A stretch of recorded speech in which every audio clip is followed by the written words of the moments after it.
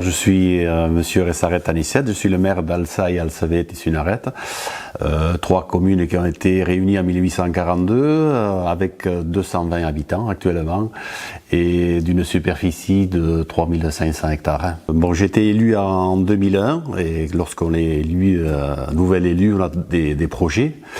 Et voilà, j'ai fait appel à la maison des communes puisque nous étions adhérents déjà à l'époque.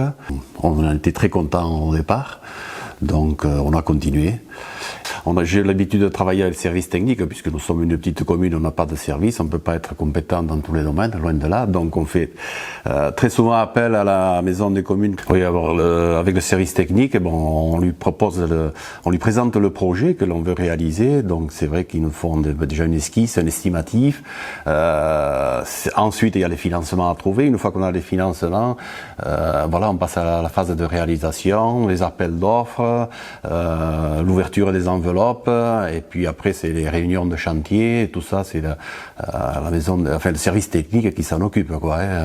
Pour nous c'est un partenaire idéal et on ne peut pas s'en passer actuellement.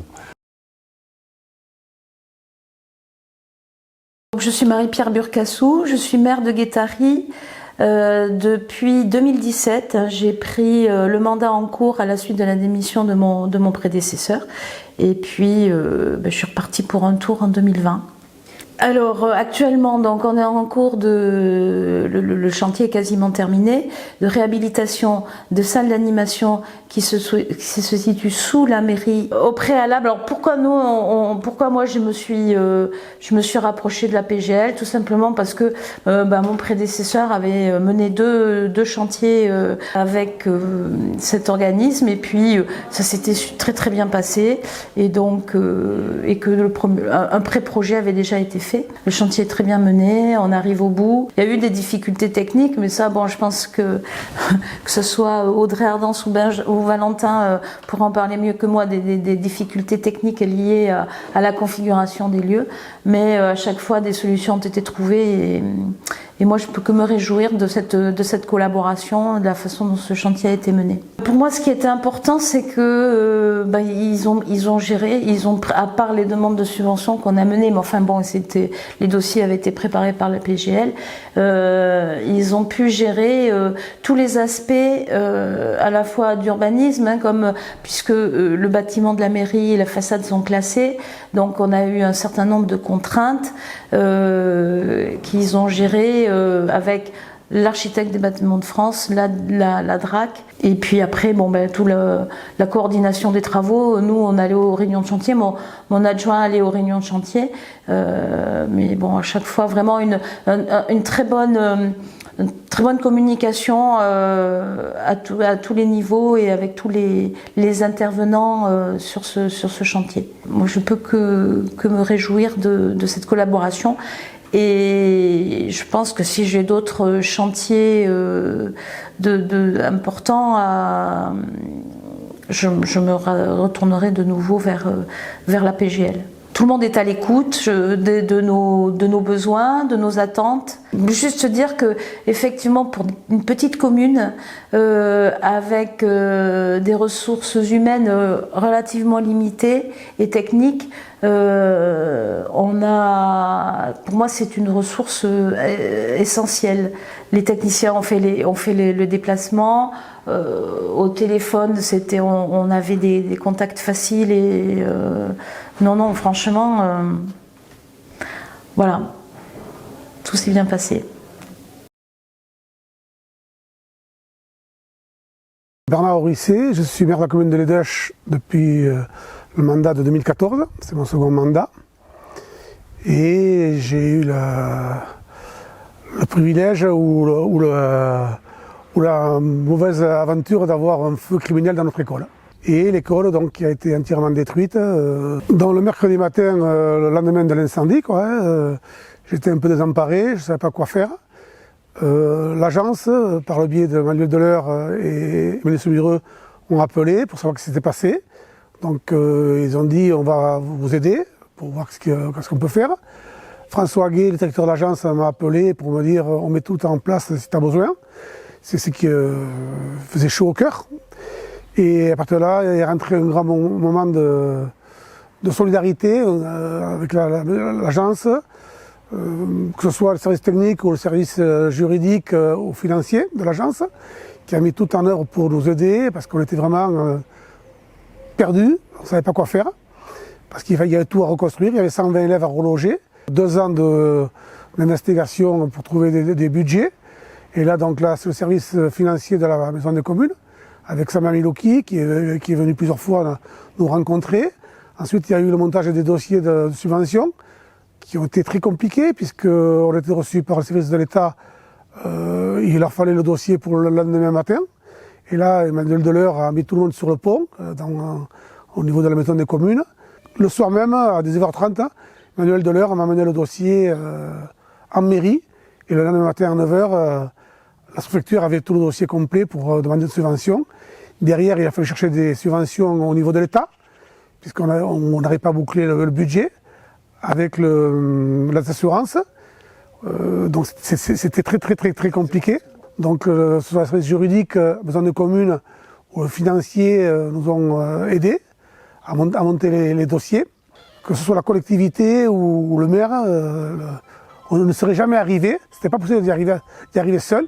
Il fallait absolument le faire, que quelqu'un nous aide. Il a fallu reloger les enfants, donc c'était 575 mètres carrés de bungalow à mettre en place.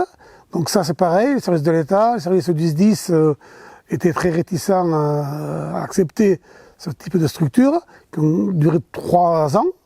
Donc là, que ce soit le service architectural de chez vous, le service juridique, nous ont beaucoup aidé à faire des plans rapidement, en 48 heures, à remplir des dossiers pour le SDIS, pour les services de l'État.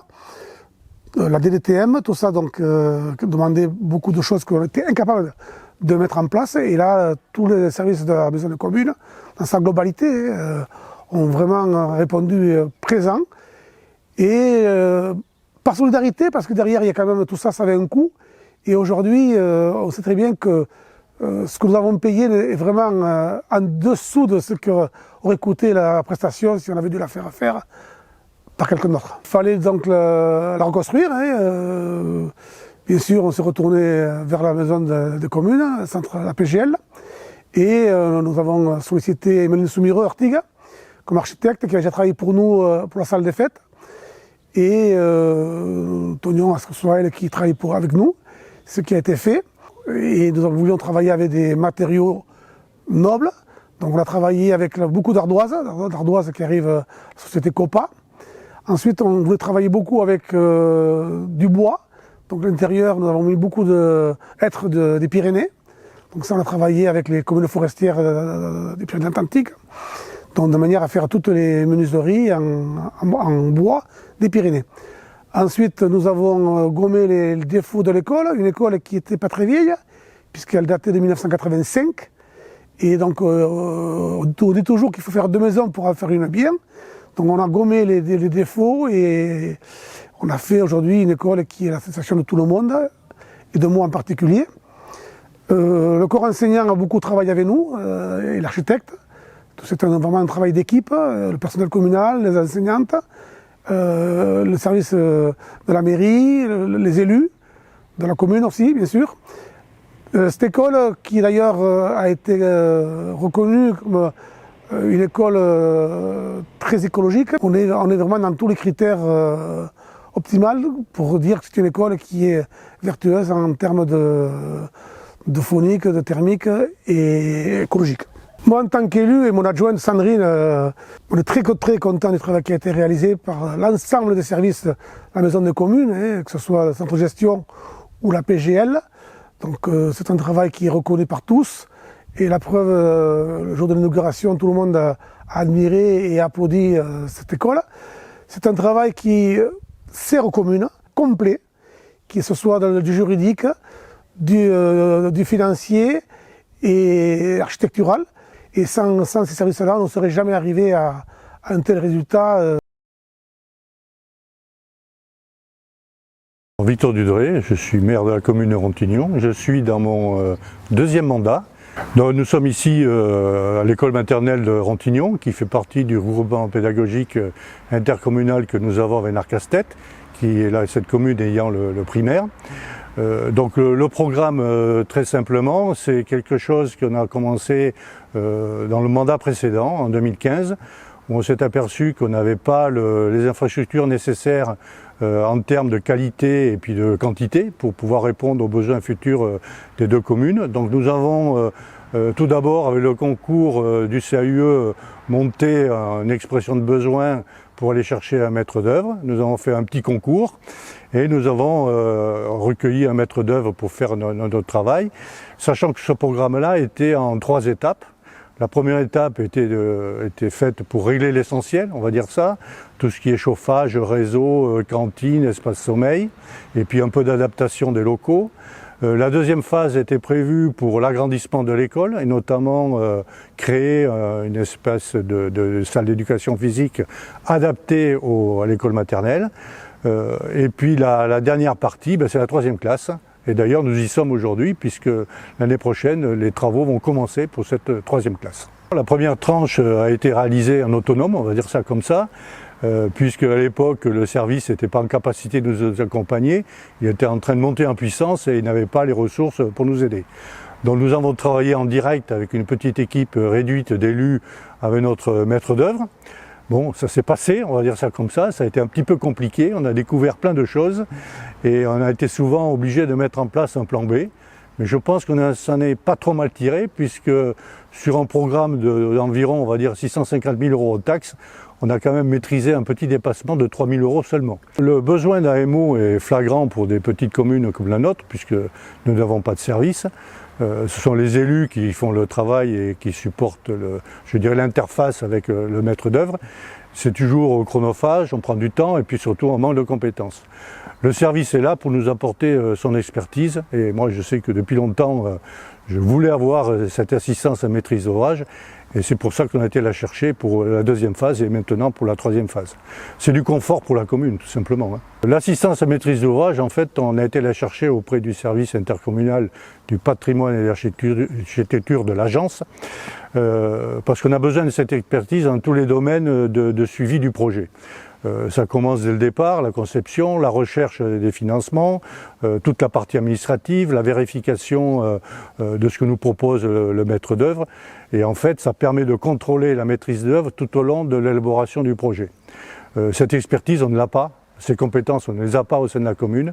Et aller chercher ça auprès d'experts, c'est hyper confortable et ça permet au final d'aboutir à un projet qui correspond exactement à notre besoin, et tel qu'il avait été prévu et conçu dès le départ. Ça assure la coordination du chantier dans tous ces domaines, dans toutes ces phases, que ce soit pour la planification des travaux, le suivi du programme qui est proposé par le maître d'œuvre, la présence de l'expert au niveau de toutes les réunions de chantier, le contrôle de ce qui est fait, parce qu'on est même sur un établissement recevant du public, donc il y a des exigences normatives, notamment en matière d'accessibilité, de lutte contre l'incendie, d'alarme, de matériaux retenus. Et donc ça nous apporte un confort. On est sûr ici qu'à l'arrivée, on a quelque chose qui est tout à fait recevable et conforme aux besoins.